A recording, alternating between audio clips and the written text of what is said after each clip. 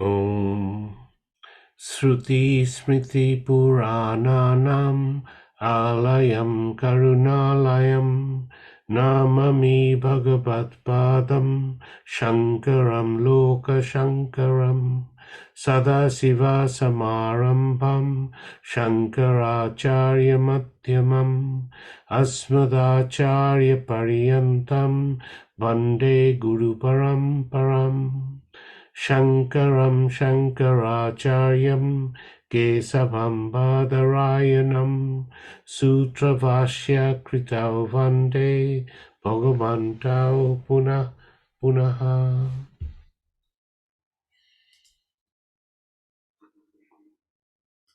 Good. Let me just organize my screens again and I'll be with you. Okay. Class number 12, Aparokshanubhuti. It's difficult to know how many classes it'll be because I haven't taught it before, but I had a guess at 25. So we're basically at the halfway point.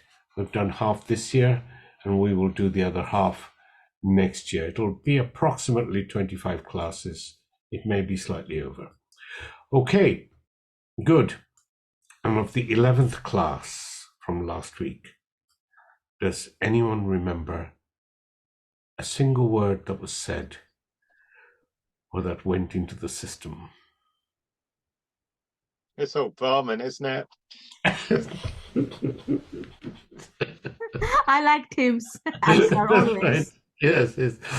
I used to know somebody else who used to just say, "It's all perfect." I mean, what do you say after that? It's all perfect. It's all Brahman. That's exactly right. It's an awful lot of words, and at the moment I'm looking at 36,000 words in this document at all. I might have always said it's all Brahman and just left it at that. But no, if it pervades everything, then everything must be it. Yes. Yes, that's true. Absolutely true. But we must get to that slowly for those people who haven't quite got there. And that's the whole point of teaching it. That's the whole point of the parampara, is to actually get to that point. Yeah, so you see when we talk about an ignorant person sees duality, and a jnani sees non-duality, so satyam. So it's like the jnani will see a rope, and the agnani will see the snake in the rope. And then linked to that, you have same Brahman can give you fear if you're an agnani, and joy or bliss if you are a jnani. Yes, that's exactly right. And why does plurality or duality give you fearfulness? Because it either causes separation or fear of mortality. Yes, exactly. So it brings into play time and space, and that is the ultimate cause of a lot of our samsara that we have in place. So good. Okay, that's exactly right. And Adi Shankara really wants you to get it in this text. And he goes on and repeats it and gives it another example and says, do you understand it? It's not for people to say who get bored with this, I got it the first time round. Is to make sure that it captures as many people as possible by looking at the same thing in a slightly different way and being able to bring it forward in that way. And he carries on doing it throughout the text, and as you'll see from today. One of the important things that we saw from last week was that the three states, the three avasthas, the state of waking, dream, and deep sleep, are mutually exclusive, right? When one comes, another goes. And the very fact that something is coming and going means that it is mithya. It is because one of the definition of satya, satyam, is that it's something that is constant in all three periods of time, the past, the present, and the future. And therefore, something that is subject to arrival and departure cannot be, in the definition, Vedantic definition of Satyam, cannot be real. All right? It has a temporary existence, a temporal existence. And therefore, that was one of the ways to say that those three things are not real. Remember my little story about King Janaka when he had that dream, and all he said to his courtiers when he woke up is that Asat or Asat or Oisat. Is this real or is that real? And this wise man said, neither I in both those stories is real. But were you present when you were a king? Yes, I'm present now. Were you present in the dream? Yes, I was present in the dream. It is that essential, that substantial I that was present, not the non-substantial I that was part of the dream and part of the waking, but it's the substantial, the constant I, that is the real. Neither of the little I's are real. That was the aim of that story, which of course you remember vividly, I know. You're drawing pictures about it. Okay. Any other questions before we move on with, I think, verse number 58? And we have a newcomer today. We have Trixie joining us. So welcome, Trixie. Hey, good to see you here. Welcome to the group. Now, Trixie I told her that the first few classes were just introductory. She said, no, they're not, and has spent the last few weeks trying to catch up the classes on the videos and lectures and blowing her mind. And she's decided to come and join us live today. So welcome back. Trixie's a long-time follower. I mean, she's a Yanni. She knows a lot of this stuff. She's been with us a long time. So welcome to the group. Okay. Verse 58, are we at 58? I think so. All right. The translation reads, thus all the three states are unreal inasmuch as they are the creation of the three gunas. But their witness, the reality behind them, is beyond all gunas, eternal, one, and is consciousness itself. So the previous verse talked about the three avasthas, the three states that we have, and it said that each state displaced another when it came into being. So all the three are mithya, as I've just said. So bangle, chain, ring are displaceable. By the way, we use three examples of the bangle, chain, and ring because there's three states of experience. All right? Understand it correlates between them. So they are displaceable. What is not exclusive but inclusive in all the three is, of course, the gold. And in this context, Atma alone is eternal. And the word for eternal is Nitya. As you know, we have two eternals in Vedanta. One is a very, very, very, very long time, eternal. And the other one is that which is not bound by time. And Atma is Nitya, not bound by time. So, are you starting to learn these new words? I mean, first of all, we have Jagrat. It's not Jagat, which means the world, but Jagrat means waking. So Jagrat Avastha, Avastha is the state, therefore Jagrat Avastha would be the waking state. So that is said to be Satguna Pradhana. So you know the three gunas, Sattva, Rajas, and Tamas. So Satguna is the predominant nature of the Jagrat Avastha. Why should that be? Because in the Jagrat Avastha, we gather fresh knowledge which is not available in any of the other states. All right. Shapna Avastha, the dream state, is said to be Rajoguna Pradhana. So it's Rajoguna dominant, Rajas dominant, predominantly Rajasic. Why? Because in the Shapna Avastha, in the sleep state, in the dream state, we do not gain any fresh knowledge, but the mind is active, projecting an inner world of things that is already knows. It's very active in that place, but no new knowledge gathering takes place.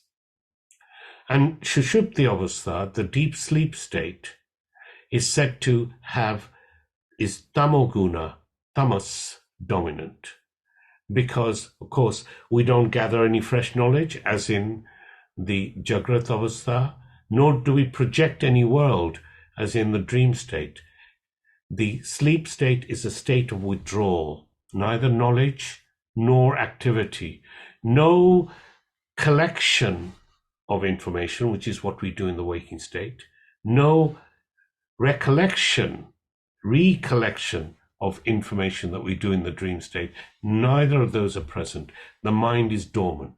So in Shushupti, in the sleep state, both do not function. All right, the acquiring and the playing out. And it is a reduction of sattva and rajas, and what is dominant in the sleep state is tamoguna, tamas, the one that's sort of lazy and not very active. So the three gunas are only features of Maya and Prakriti.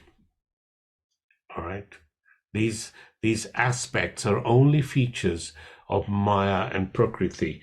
And Maya, is the force by which we don't see the world as it is, and Prakriti is the term for the earliest state of matter.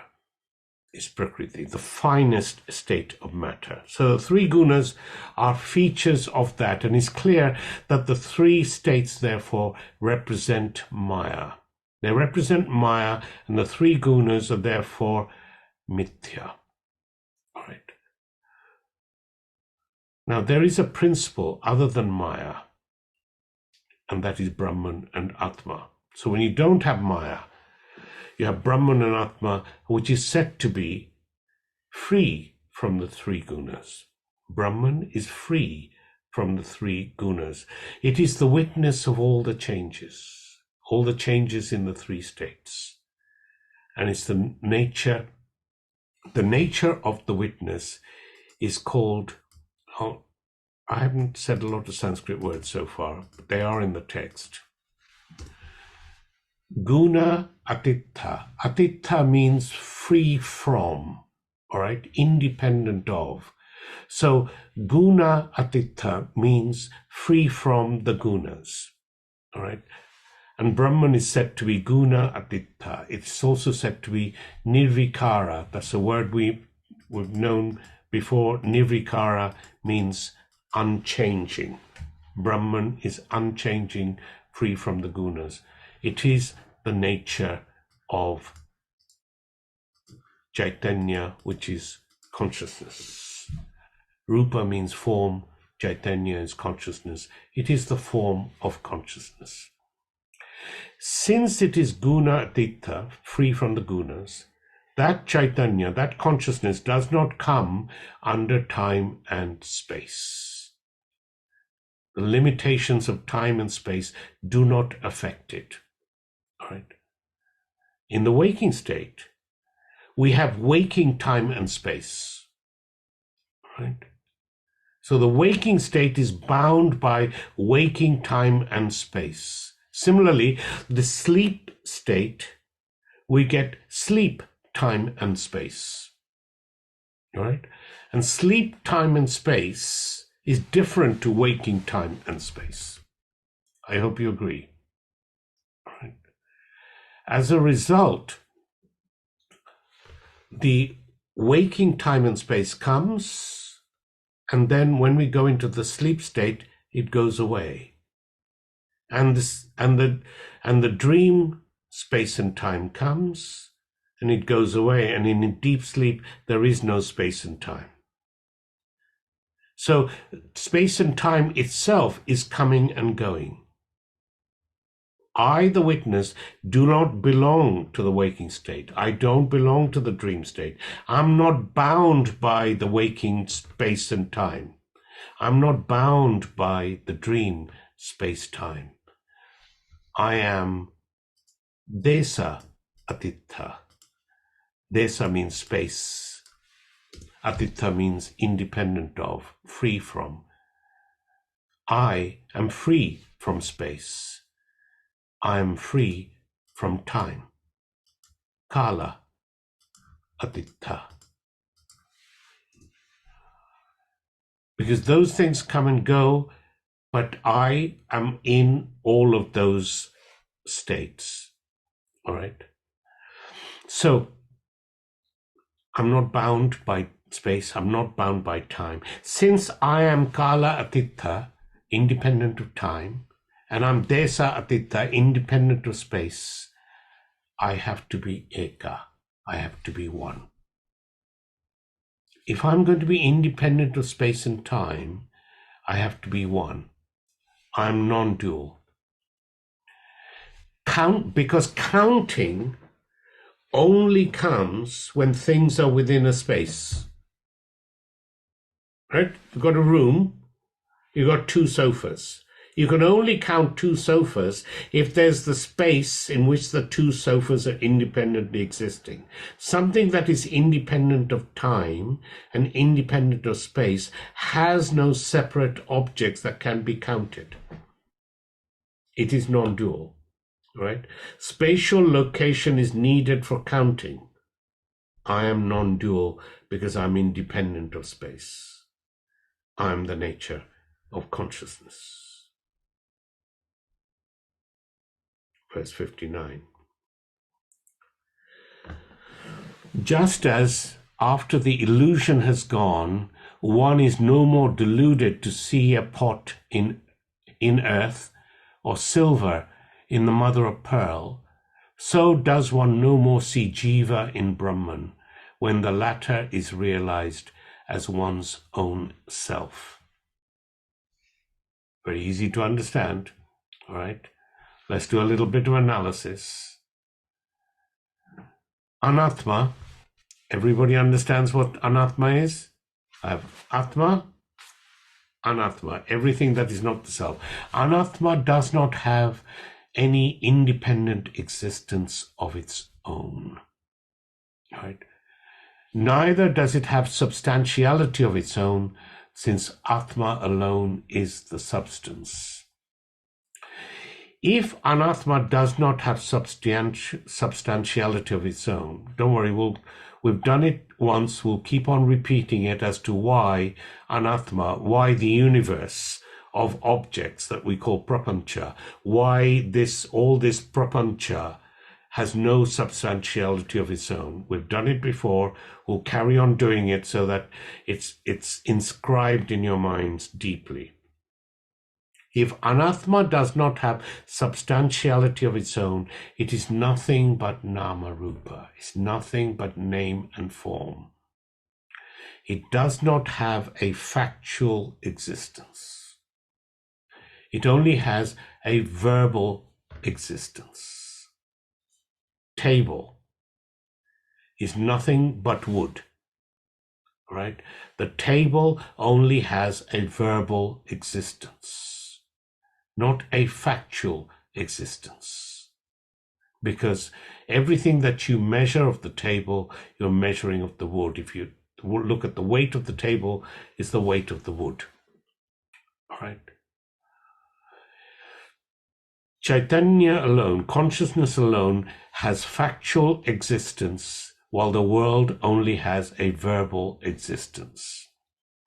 Now, this is very, very crucial to the teaching of Vedanta. In fact, it's probably the most crucial teaching in Vedanta. This is one thing you really have to understand very, very thoroughly. And to assimilate this, Adi Shankara gives many examples in this text. We normally attribute a word to a substance. And after using that word for some time, we forget the fact that it only has a verbal existence. And gradually, what is mithya becomes, because of our orientation, because of our obsession, it becomes satyam. If we say, here is a desk, we carry on using the desk. We have a desk every day. We refer to the desk with other people. I've got a lovely desk. My desk has broken down. All right? This has got only a verbal existence. We use it again and again and again, and it is mithya. And gradually, what is mithya, because of our repeated usage, because of our orientation, what is mithya suddenly becomes satyam to us. Right? And a person new to the teaching will be shocked to hear me say that the desk does not have substantiality of its own. It does not have weight. It is not a tangible substance. The person will say, hang on a minute, the desk is heavy. The desk is tangible. I can keep my books upon it. How dare you say that it's not tangible? My response would be, the substance behind the desk is wood. The tangibility does not belong to the desk. It belongs to the wood alone. The weight of the desk does not belong to the desk. It belongs to the wood alone, making the desk merely a word. And that's why the desk only has a verbal existence. If it had a substantial existence, I would be able to keep 5 kilos of desk and you keep the other 5 kilos of wood. It doesn't happen that way. Right. So the desk only has a verbal existence. There are 2 words being used here, wood and desk. 2 words, but the substance is only one. That substance is wood. Similarly, when we say gold and ornaments, we're using 2 words, but the substance is one. It is gold. Atma and anatma are 2 words, but the substance is one. It is atma. Consciousness and matter are 2 words, but the substance is one. It is consciousness. Matter is not substantial. Now, according to science, matter is the substance and consciousness is non-substantial. It's the other way around in science. Right? That is why scientists are called materialists, and we Vedantins are called spiritualists. Examples are given now in verses 59 to 88. Right? 30 verses to prove that the world is merely nama rupa, names and forms, and what is substantial is Atma alone. Upon clay, the substance, there is a delusion of pot. Let's bring my favorite pot here. Oh, I've got a taller pot. It's grown. Right. So, upon clay, the substance, there is a delusion of pot. Using the word pot is not wrong. Right? I'm not incorrect in using the word pot. We cannot transact without words such as pot, jug, plate, etc. Right? They're useful for transactions, these words. Being a Jnani, I know that gold alone is real. But if I said to someone, hey, in the next room on the table, bring the gold, what I meant, and he brings me the ring, and I meant the bangle, all right? How did he know that I meant the bangle? I just asked for the gold, because the gold is the substantial. We may know that gold is the substance, but for transactional purposes, we need names. We need names to the different forms. When I use the name, I should know that what is beyond the name is gold, and gold alone. I can use bangle, I can use chain, I can use ring. I should always remember that beyond that name and form is the substance, which is gold and gold alone. Now, according to the tradition, at the time of naming a child is told, you are Atma, I am Atma, and you are called by this name only for identification, for transactional purposes. Imagine if everybody was called Atma. It would be really, really difficult, right? But after some time, we're obsessed by our names. Nama Rupa becomes so important that we lose sight of the substance. And understanding the need for names for the sake of transactions without losing sight of the substance is called Vavaharika Satyam.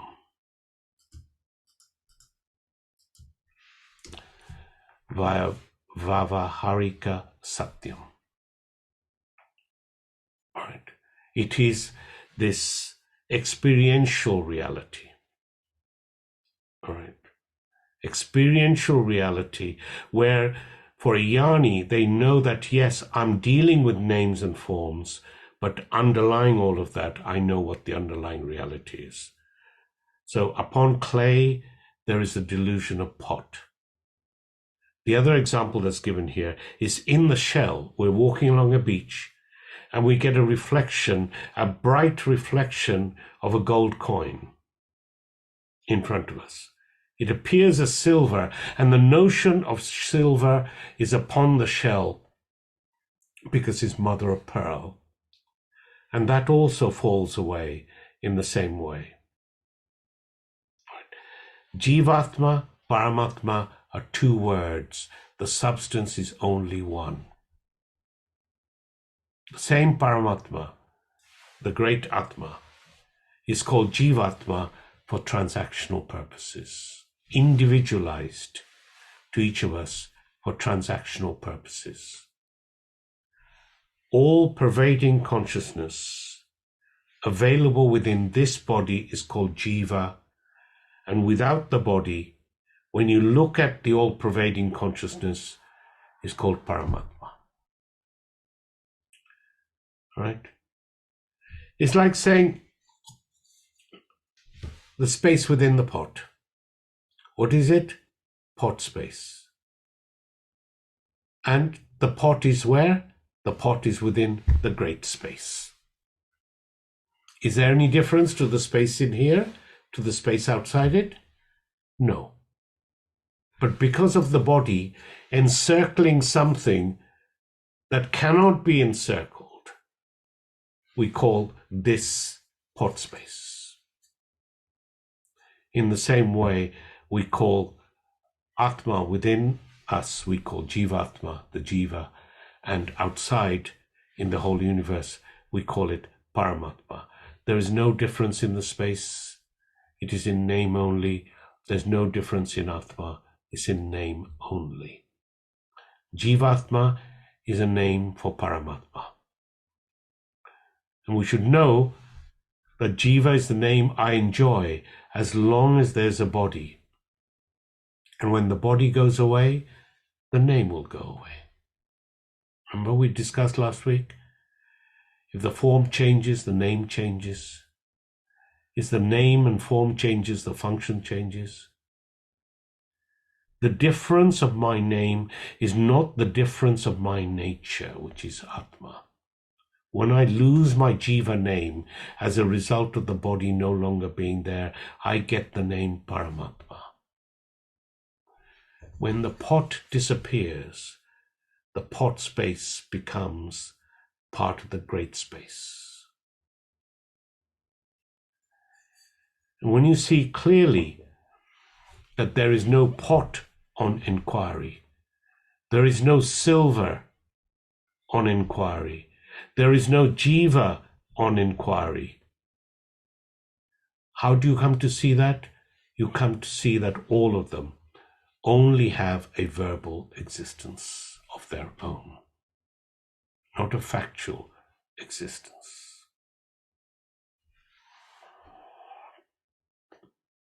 Is everybody with me so far? Nod. Yes, Ram. It's a cold evening. Brain cells are not going too fast, but I am with you. Okay. Verse 60. Just as earth is described as a pot, gold as an earring, and mother of pearl as silver, so is Brahman described as Jiva. So 3 examples are given here. Pot is only a name for clay. And the word pot does not have an object, right? Not an object of its own. Normally, every word will have a corresponding object. And our orientation is that there are as many substances as there are names, right? So, object, name, object, name, object, name, all right? When I say clay and pot, there are 2 things. But when you take away the object clay, right, here, I can say clay and pot. But from this, if I take away the clay, there is no corresponding substance at all. The general rule is that every word has a substance. Pot is another name for clay. Ring is another name for gold. Similarly, the shell is referred to as silver. In the same way, Jiva is only another name for Brahman.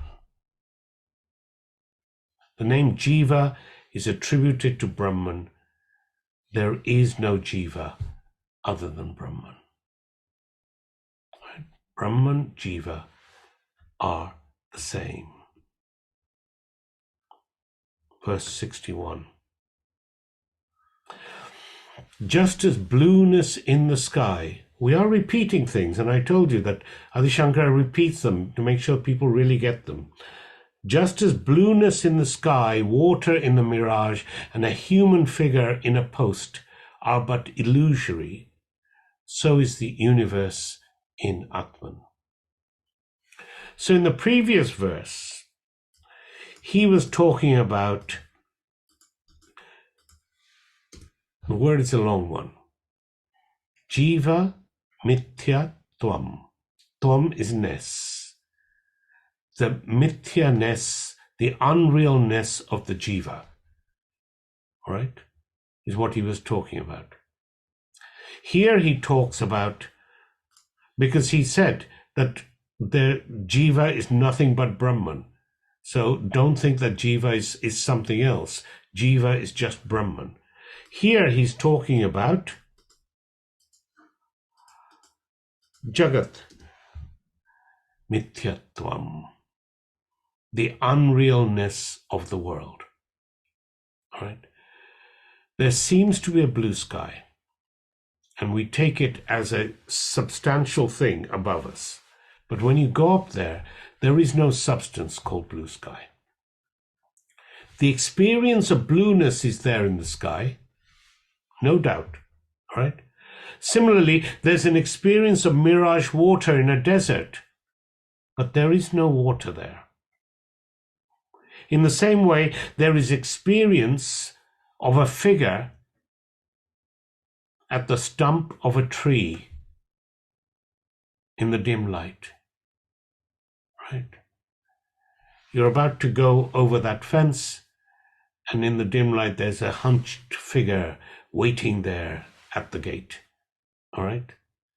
It's not there. It's just a stump of a tree. So in twilight, a ghost is there, you're thinking. And the ghost only has a verbal existence. The substance is only a stump of a tree. The non-threatening Brahman is appearing as the persecuting world. We think the world has got it in for me, right? famous infamy, they've all got it in for me, but you've got to be really old to know where that quote comes from. All right? The non-threatening Brahman is appearing as the persecuting world. A problem which does not exist can give you a huge problem, even causing death. If you get something stuck in your mind, something that may be completely untrue, it may be so strong that it gives you high blood pressure and gives you a heart attack. A lot of skin diseases are said to be psychosomatic. You go into great stress and you come up in hives or rashes or whatever. A non-substantial thought is capable of giving rise to a substantial disease. Similarly, innocent Brahman is there, and you can create an enormous samsara out of it. The very fact that we've done this in the past, we continue to do this now, despite all our Vedantic study, this is the glory of Maya. This is the glory of Maya. We still take this world, this prapancha, as being the cause of our troubles, as being something different to pure Brahman. 62. Just as the appearance of a ghost in an empty place or a castle in the air and of a second moon in the sky is illusory, so is the appearance of the universe in Brahman. So in the empty space, one sees a solid ghost, right? And other hallucinations. Science says that a solid wall, a solid brick wall, is ultimately made out of atoms, which are nothing but energy, right? Energy is intangible, but the solid wall is very much tangible. Atoms are also 99.99999% space. This intangible energy, right? This intangible energy alone appears as this tangible space. This intangible energy, the intangible space of the energy alone appears as the solid substance. In the same way, intangible consciousness appears as tangible matter. Right? When you see the evening sky with all of its clouds with different shapes, if you squint your eyes and imagine very hard, you can see whole scenes in there. Shops, people, cars, everything. Whatever you can imagine, you can see there, but the substance is cloud alone. Because of a defect in the eye, you may see more than one moon, you may be cross-eyed and see two moons. Because of the problem of Maya or ignorance, you see duality. Right? Duality is seen in the non-dual Brahman. You see duality because of ignorance, because of the problems of Maya. You see duality in non-duality. You see the world, the dualistic, pluralistic world, in Brahman, which is non-dual. 63. He goes through examples. Just as it is water that appears as ripples and waves, or again it is copper that appears in the form of a vessel, so it is Atman that appears as the whole universe. So we have waves. Small waves, big waves. We have the word wave, but the substance is only water, right? Lake is not a substance. River is not a substance. But wave, lake, river are only names for one water alone. And Adi Shankara keeps on using examples from our day-to-day transactions in Aparokshanubhuti, because we must not forget this teaching. Similarly, when you use copper vessels, you can say, I've got lots of really expensive copper pots. But you should know that there's only one copper alone from which all the vessels have been produced. In the same way, consciousness is seemingly in motion as all the galaxies in the entire universe. 64. Just as it is clay that appears under the name of pot, so it is thread that appears under the name of cloth. So it is Atman that appears under the name of the universe. This Atman is to be known by negating the names. So clay alone is known as pots. Thread alone is known by the name cloth. In the same way, the world is another name for consciousness. Matter is another name for consciousness.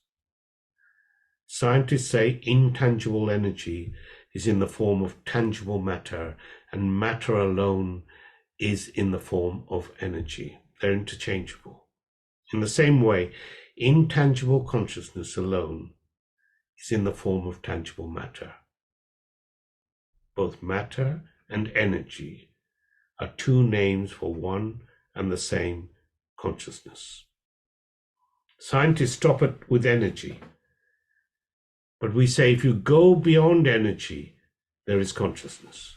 You should know that there is no pot separate from the clay. There is no cloth separate from the thread. There is no world separate from Brahman. That's what he wants to tell us. 65.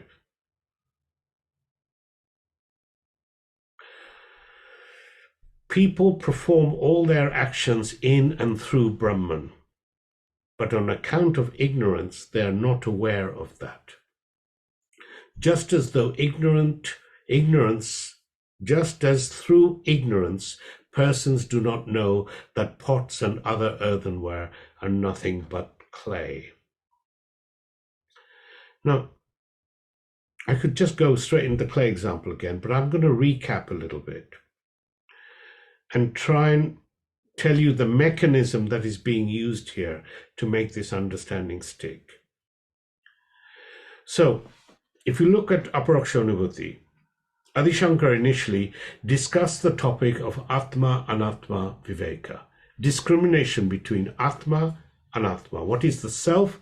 What is the non-self? And he established two principles, Atma and Anatma. And he said, one alone is Satyam and the other is Mithya. Atma is Satya, Anatma is Mithya. Right? Atma is real reality. It's an independent reality. Anatma is a dependent reality, or Mithya. Now, the purpose for establishing this fact is to show that there's only Advaitam, there's only non-duality. There is no Dvaitam, there is no duality. Right? The purpose of establishing the fact is that there is no Advaitam. Because he says, only Atma is Satya, is real. The Anatma is Mithya. Mithya cannot be counted with Satya, and therefore there's only one thing. There aren't two things. That's how he started. Everybody remember? That's how he started? Not if you remember, okay? As long as we accept independent existence for Atma and Anatma, each will be limited by the other. If you continue to think that there are two things that independently exist, Atma and Anatma, then each one will limit the other. Right? By establishing non-duality, Adi Shankara shows the Purnatvam, the completeness of Atma. Because when you have only one thing, and there is only one thing, what you have is immortality. Because only when you have one thing, one infinite thing and nothing else, there is no space and time, there is no beginning or end. What you have is immortality. So first, we start with duality, and then we end up with non-duality. He started with discrimination between Atma and Anatma. And then he went to the non-duality by saying, well, Anatma is mithya, therefore it cannot be counted with the satya, that is Atma. When a person sees a wave initially, I'll give him the wave. I accept the wave. And point out that the wave has a beginning, must have had a beginning. The wave is limited. This one's a small wave, that's a large wave, all right? The wave has an end on the shore. Waves are separate. The very acceptance of the properties is acceptance of the wave. And this person that I've gone up to, and they say, oh, teach me about Advaita. And you say, oh, look at the waves, all right? And I can go through the properties of the waves. And when you look at the properties of the waves, you say, yep, that's what I'm seeing in front of me. Thereafter, I gradually introduce water and point out that the wave is born of water. Wave is sustained in water. Wave resolves back into water. So I've introduced a second entity called water. And softly, softly, catchy monkey. Then I talk about the nature of the water that I've just introduced. And I say that water is birthless, is deathless, is not located in one place. It is all-pervading, etc., etc. So now I've introduced two entities. One is the perishable wave. So it has a creation, sustenance, and a destruction. And the other is the imperishable, all-pervading water. Now, once a person has accepted the water and the wave, then I go to the next position. That is, in fact, there is no such thing called wave at all. This is where you remove the rug from under his feet. There's no such thing as wave at all. There was water, there is water, and there will be water. Wave is nothing but a verbal existence, a transactional existence. You can continue to use the word wave because waves are of different kinds. You can say small wave, big wave, but in and through all the transactions you must understand that wave is not a substance. There's only one substance, and that is water. Right? The water-wave distinction is only made to understand water alone. I'll repeat that. The distinction between water and wave is only made to understand that there's only water. Right? I do not even accept at this point water-wave viveka, discrimination between water and wave. In the stage one, I was very particular in distinguishing between water and wave. But now I don't do so because for as long as you talk about a distinction, your mind will be in duality. Therefore, change your language, at least internally. Water-wave distinction is no longer there because there's only water. How can I distinguish only water with anything else? All right? The first stage was only there in order that I could teach you that there's only water. Extending the same principle, I can talk about perishable universe. And in the beginning, and the features of this perishable universe is prapancha. The perishable prapancha are taught like accepting the wave. I give you properties of this universe. Then afterwards, I gradually introduce the imperishable Brahman. Right? Now I'm introducing the water aspect, the imperishable Brahman, the consciousness. It's like talking about the water. It's like a water wave viveka, discrimination between water and wave. I talk about prapancha Brahman viveka. Right?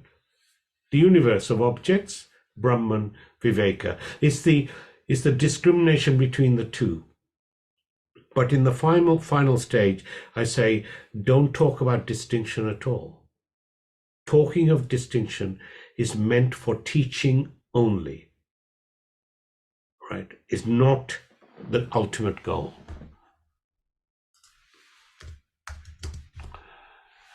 Atma Anatma Viveka is only an intermediate stage of teaching.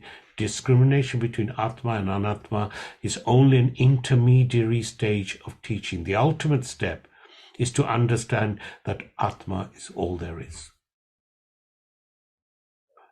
Anatma is only a word. It has an empirical, transactional utility. Objects of the world, the universe, the entire cosmos has an empirical, transactional utility. Understand that this gross body, Stula Shariram, is Atma. The Shukshma Shariram, the subtle body, is Atma. Just as a big wave is water, small wave is water. The bodies are only name and form, and they're all born out of Atma, and they cannot exist separate from Atma or Brahman. They are a dependent reality, and therefore they are mithya. And Adi Shankara talks about all this through various examples that he's giving us. When you are transacting with prapancha, when you're transacting with the universe, you are transacting with Brahman alone. It's like transacting with a wave amounts to transacting with water alone, because the substantiality of the wave belongs to the substantiality of the water. As long as I don't know water, I'll think there's a wave, its own substantial wave. I will count the waves and take each wave as a substance, a separate substance, because of ignorance. I'll count as many substances as there are waves, individual, discrete waves. Similarly, I count the prapancha, the universe, and take each object as the substance because of ignorance, and count as many substances as there are objects.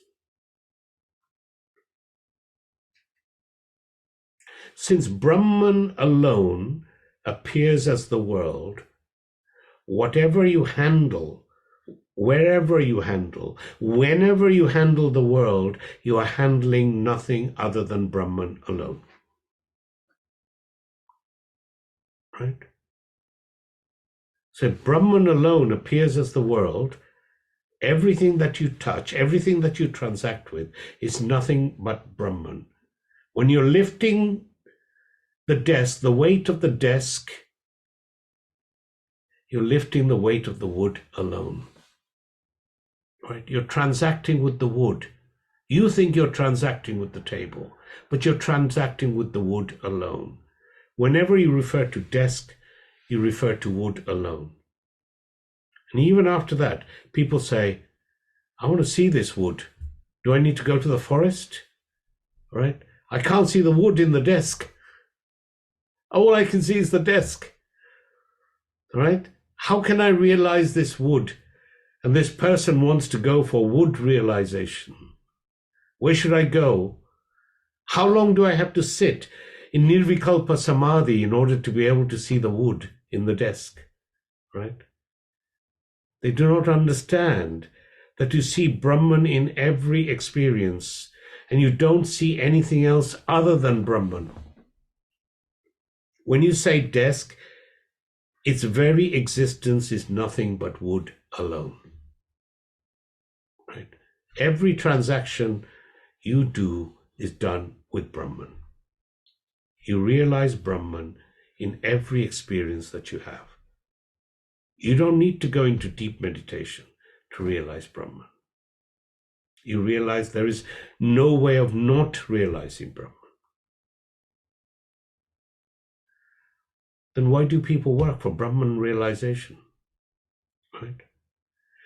It looks as though Brahman will take so much time to come to you. Like, I've spent 14 years on the spiritual path and Brahman has still not appeared. Right? It means that you're stupid. This is Adi Shankara speaking. He likes to be quite frank about these things. It means that you're stupid to wait for Brahman, when in fact you are seeing Brahman all the time.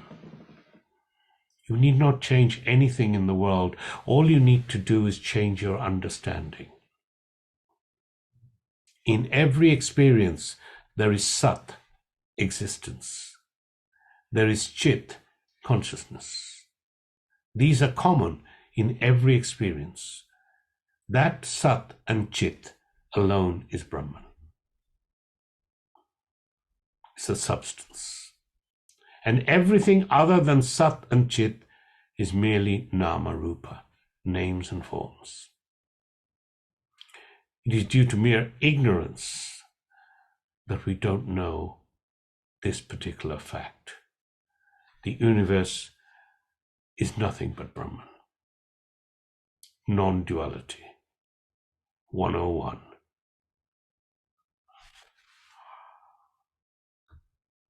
Any questions?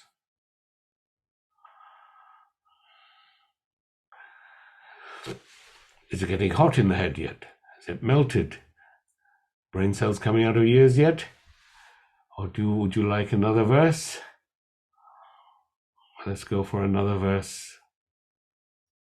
It'll be weeks before you get some more, so you better have a few more verses. Okay, verse 66.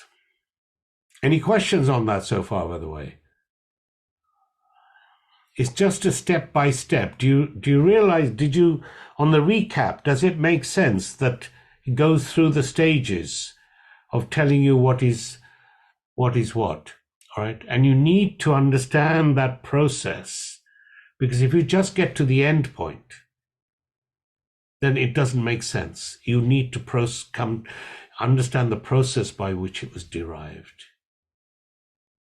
Verse 66.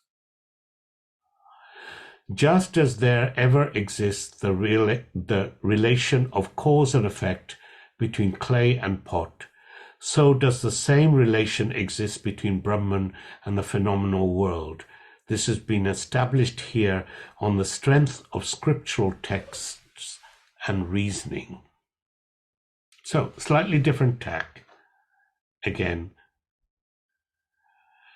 to show that wave is non-substantial and water is the only thing that is substantial, I use the logic that wave is born out of the water.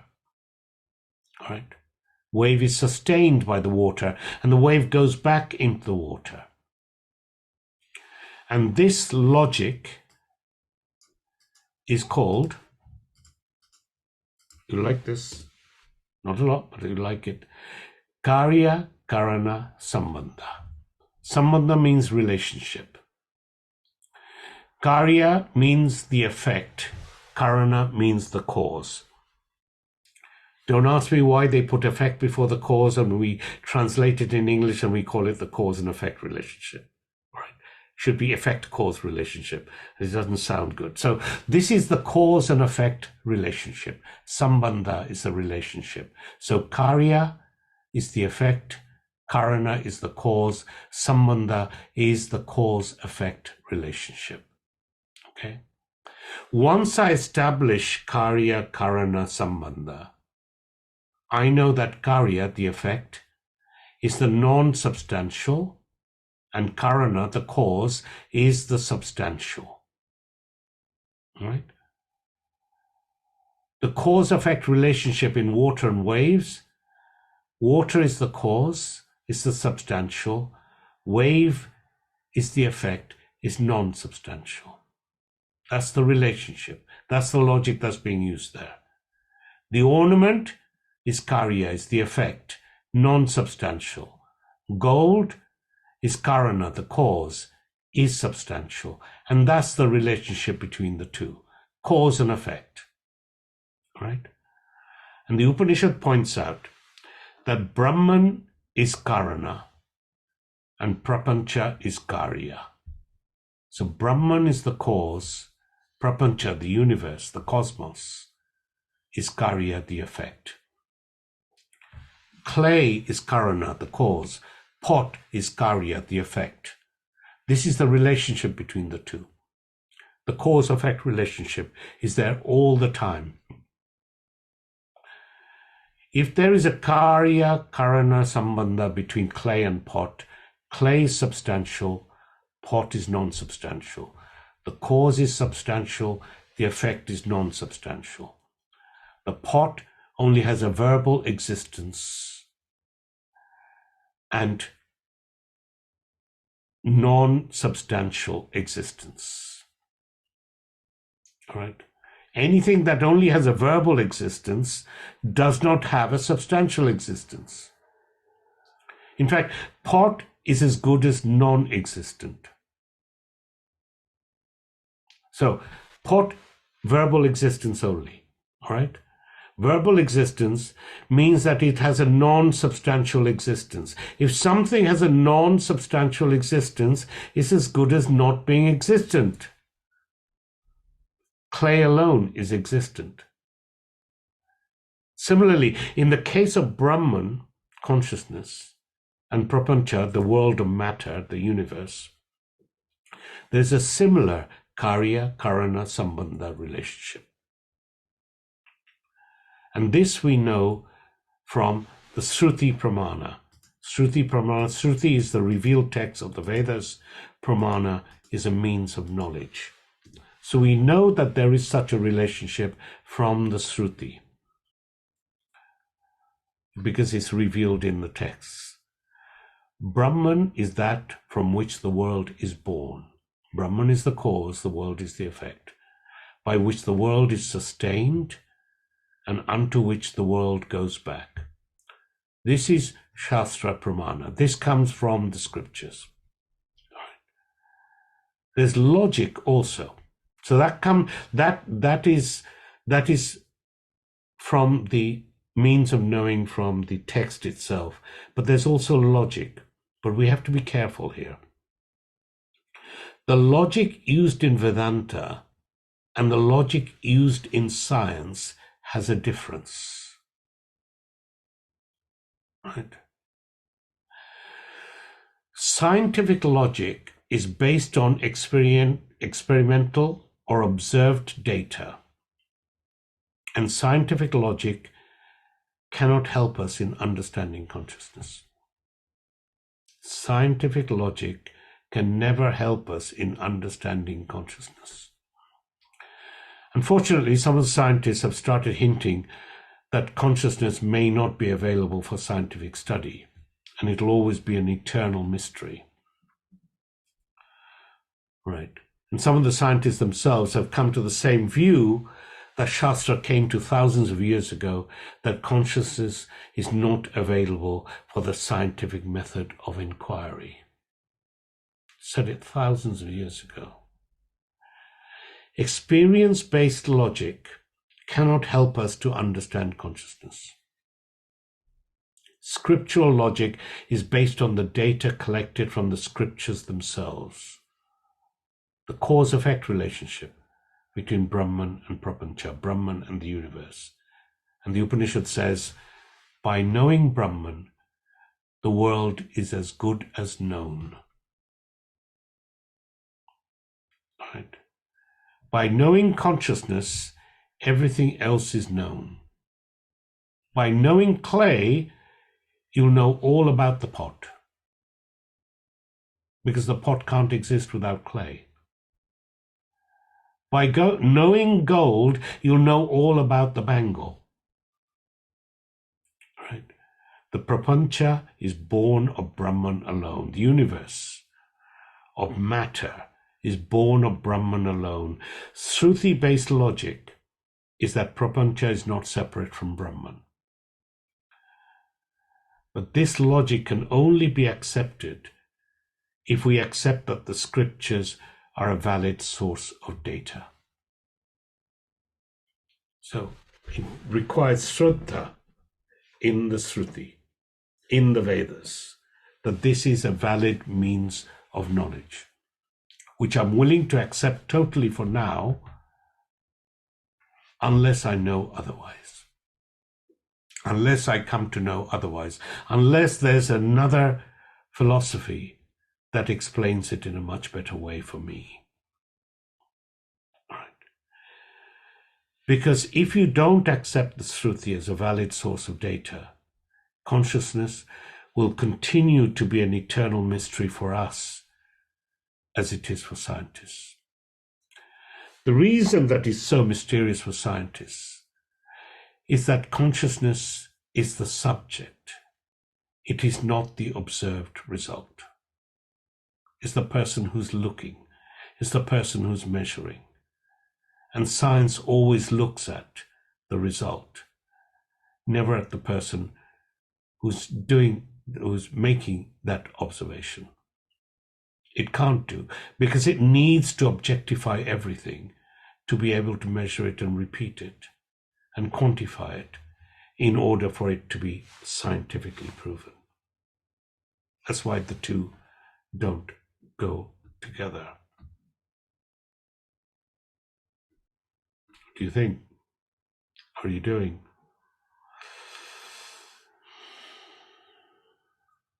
One more. 67. Just as the consciousness of earth forces itself upon our mind while thinking of a pot, so also does the idea of ever-shining Brahman flash on us while contemplating on the phenomenal world. When you are perceiving a pot, whether you like it or not, you are perceiving clay alone. Are you perceiving a pot? Yes. Is there anything here other than clay? No. Are you perceiving clay? Yes. Are you perceiving a pot? Yes. Right? Think about it.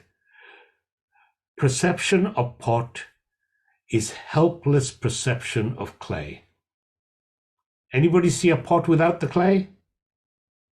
Perception of pot is helpless perception of clay. There is no pot separate from clay. You have to do a filtering job in your mind. All right? Because perception is not going to help you here. The substance is clay alone, but the changing and perishable nature of this pot does not belong to the substance clay. Right? So look at the pot and understand that the substance is clay, and you do so by filtering this in your mind. The changing feature does not belong to the clay, since the clay was, the clay is, and the clay will be. What changes is the pot. The perishable thing is the pot, not the clay. Mortality belongs to the pot, nama rupa, and not to the immortal clay. Right? All the changes, all the perishable nature. If this was soft clay, I could crunch it up and make it into a rather worse looking pot. Then where did the first pot go? It died in making the second pot. Where did the clay go? It's still there. The clay is immortal. The pot is mortal. Right? The mortality belongs to the pot. It doesn't belong to the clay. Very simple but deep idea. Similarly, when I look at prapancha, when I look at the universe, right? The Nama Rupa belong to non-substantial prapancha, belongs to the non-substantial world, while the substance Brahman is of the nature of Sat and Chit, existence and consciousness. Experiencing anything without existence and consciousness is simply impossible. And that existence and consciousness is the substantial Brahman, which is not limited by time and space. You cannot perceive the pot without clay, and similarly, you cannot perceive prapancha without Satchit Atma. Right? And from the first item to the last item out there, they belong to Nama Rupa, names and forms. Clay is perceived without any limitation. It's impossible to see the desk without the presence of the wood. The consciousness existence principle can never go out of our experience. Whatever the experience, is it with sound, is it with light, is it with desire, any type of experience, right? The properties will vary, but what you can never miss is the consciousness existence principle, which alone is called Brahman. The unfortunate thing is that because of Maya, because of ignorance, consciousness is thought to be non-substantial and the world is thought to be substantial. The content is consciousness, but we're not able to study the content. All sciences deal with the container, not the content. The consciousness, because Brahman alone shines.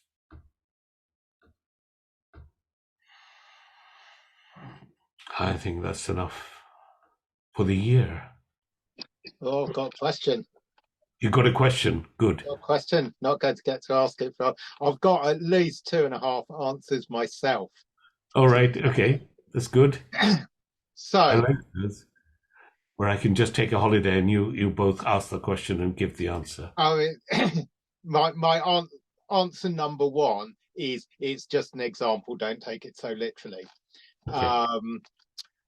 But what I'm suggesting is that you have the clay and you have the pot. Yes. Take away the clay and you're saying nothing exists of the pot.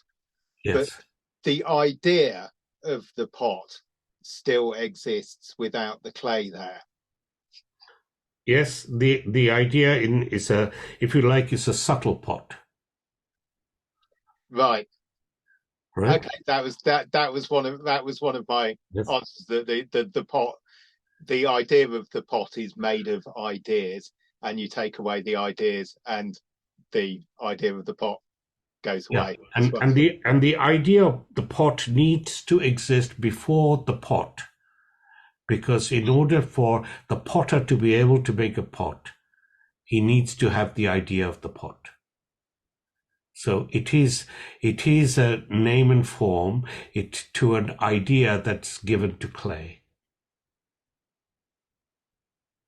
Yeah, no, that's handy because that just rolls in the whole. It applies to subtle matter and thoughts and ideas as well. Yeah. Okay. Was there another question? No, Oh, that was it. That was it. that was sufficient. Just wanted to check what the standard answer was. All right. Excellent. No, that's good. Good. Anybody else? Please provide your own answers with your question. That'll make life easier. Anybody else with a? Has anybody tried this pot and clay bit on friends or other people or children who say, I got my dinner on my lap last time I took the pot away. Yeah, that's one way of doing it. Okay. But yeah, it's do try, because one of the things about teaching or explaining something, you come to very quickly realize what you do not know, or what you don't understand sufficiently to be able to portray the idea. So do practice it. If nothing else, practice in the mirror and convince yourself. It's always nice to have a cardboard cutout over your left shoulder and explain to them what the difference between Satyam and Mithya is. I just had another thought about the pot. The famous Right. Yeah. Apart from being made from the clay, the form of the pot is also dependent on what you eloquently call the pot space within. So in a way, the pot is defined by what is not pot, what is outside the pot, which then got me thinking about the nature of Brahman, and if Brahman is everywhere and is immanent in the world, that also means that Brahman exists in the spaces between objects, which would suggest then that Brahman can't so much be in the universe as the universe and the objects of the universe within Brahman. I don't know if that makes sense. No. Look, let's start with the pot first of all right? You start off with a lump of plasticine and you make yourself a pot. And you are then the intelligent cause of the pot, and the clay is the material cause of the pot. You do not create the space inside the pot, right? You create the pot. The pot is a name and form of the clay. And if it's a tall pot, we might call it a vase. And if it's a short pot, we may call it a salt pot, right? Whatever. So you are making different pots out of clay, different names and forms. And by so doing, you're characterizing things about that pot, about shape and design. How big is it inside? How much water can it hold? And so forth, right? You aren't doing anything to the space by creating the pot. The space was there before you created the pot, and the space is there after you created the pot. So the size and shape of the pot doesn't matter, right? And remember that clay and pot is only an example. It's not Brahman. Otherwise, we would call Brahman clay. The whole idea is that you equate clay to Brahman, and you say that everything made out of clay is therefore names and forms in the universe of different sizes, of different forms, different names, different functions. But the underlying nature is all Brahman. Right? And if there's an underlying nature is all Brahman, both the space is Brahman and the clay is Brahman, and so the air is Brahman, and therefore there is no in between. That was my point, which I made rather badly. Yeah, there is no in between because there's only one thing which appears as all of these differentiated objects. Maggie. Can I just ask a question? I really like this negating and covering over and over again. And then I get to a point where I say, okay, so then we can negate the body. It is not real. And then if I think about the body, I'll watch a program on the body and see how complex that body is, the cells and the DNA. And then I sort of lose it because it is such a complex thing to just negate. You're not negating the body, all right? You're negating the idea that it is substantial, all right? It is a transactional item, all right? It has a utility, it has a purpose. There's no doubt about it. Vedanta doesn't say it's an illusion. You're just imagining that you have a body. It doesn't say that, right? You have a body, but what is the nature of that body? Is it a substantial entity of its own? And Vedanta says no. It is a dependent reality, where Brahman is the independent reality. So it's dependent upon Brahman, and therefore something that is dependent upon it cannot be counted with the independent. You cannot count your reflection and yourself and say there's two people in the room. And therefore what you're negating is the reality of it. You are saying that it is mithya rather than saying it's satyam. Satyam is something from which can never be negated. All right. So you're not giving it, you're not taking away from it anything that it has in terms of a transactional reality. It has names and forms. It's a collection of objects. It comes and goes. It has, and as a result, it lives in time. It lives in space. All of these things that Vedanta says is not a definition of reality. Something that comes and goes, is affected by time and space, right, is not constant. And only something that is constant is considered to be real.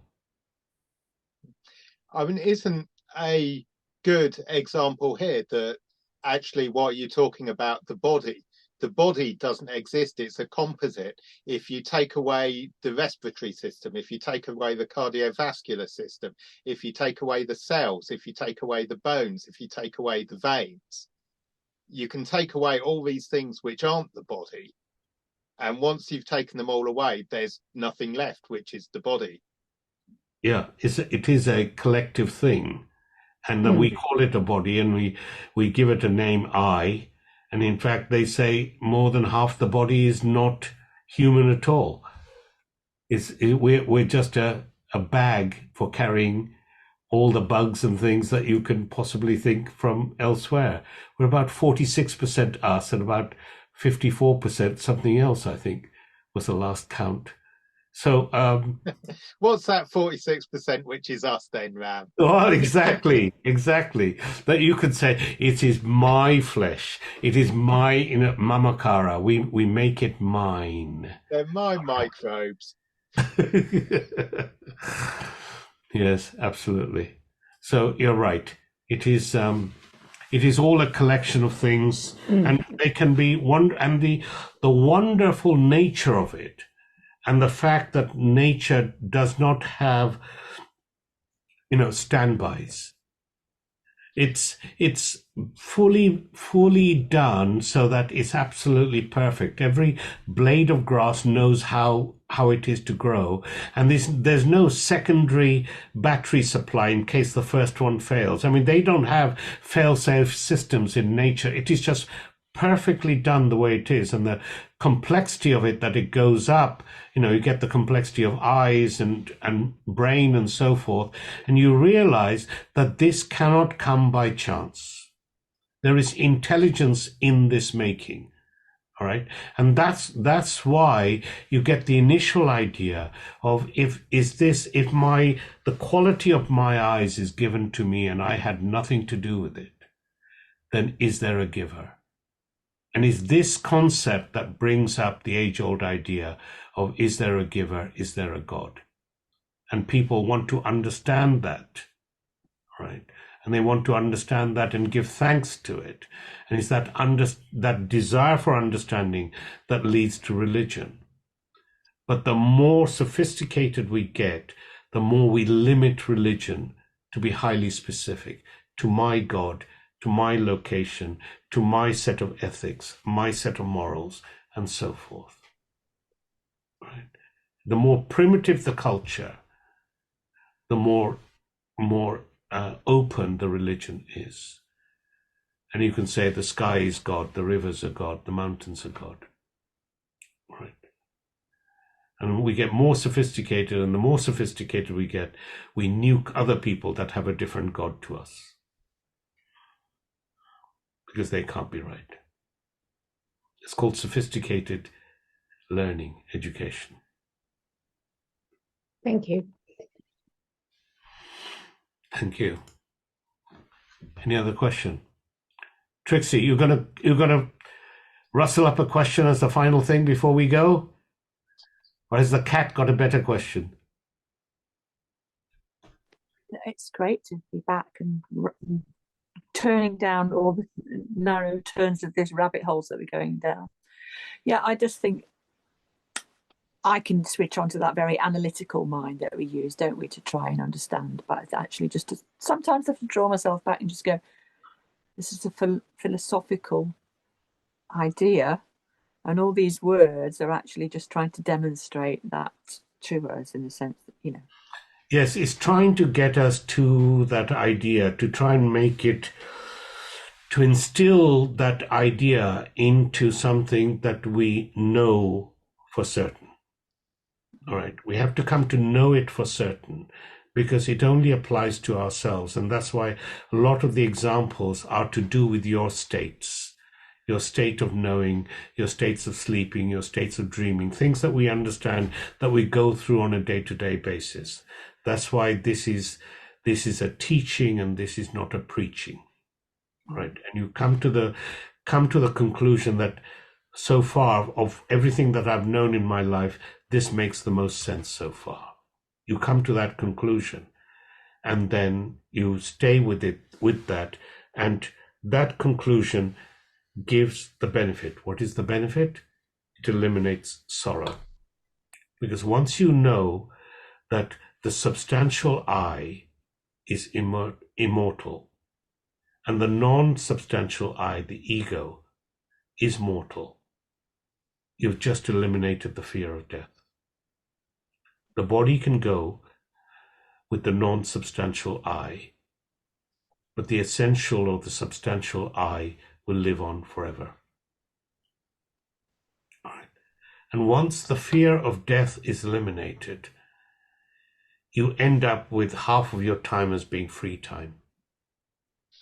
Because now you don't need to worry about a disease that might kill you, an accident that might kill you, children that might destroy your mind. So you don't worry about those things anymore. All right? It's a sort of, so what? Enjoy the play. Enjoy the play, because it's a great play. I've got a great seed in it. I'm really enjoying it. All right? And when this play's over, there's another one that's being written for me. Rather, I'm writing it myself. Welcome back, Trixie. Good to see you. So how was the notes so far? What did you think of the notes as you went through it and the talks? What did you do? Did you do the words? Well, or did you I do mostly the talks, first of all. I've done a couple of the notes, but I found that it's better to listen to the ramblings. Ramblings, yes. Ramblings, yes. Good, that, right? Not intentional. Good. Whichever way I was it a is. bit disappointed not to find, when I was doing them like back to back, like, where's all the meditations at the end? Yes, the meditations at the end. There will be meditations at the end, but it'll be the end of the text, so it'll be good. But yeah, people fall asleep in my meditations. So, but anyway, we will do some more. Certainly will. Okay, good. Any other questions? Right, come up to 9:31. I'm going to put you all on mute, and then we'll have our closing prayer. After which, you're free to say your Merry Christmases to one another before we shut down for the year. Just one question. When do we come back? We come back on Wednesday, the 18th of January. It'll be on the email that I'll send out with this set of notes.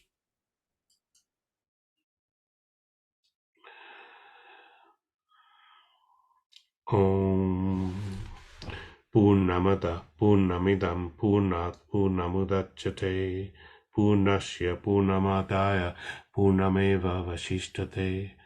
Om Shanti Shanti Shanti. Thank you very much, everyone.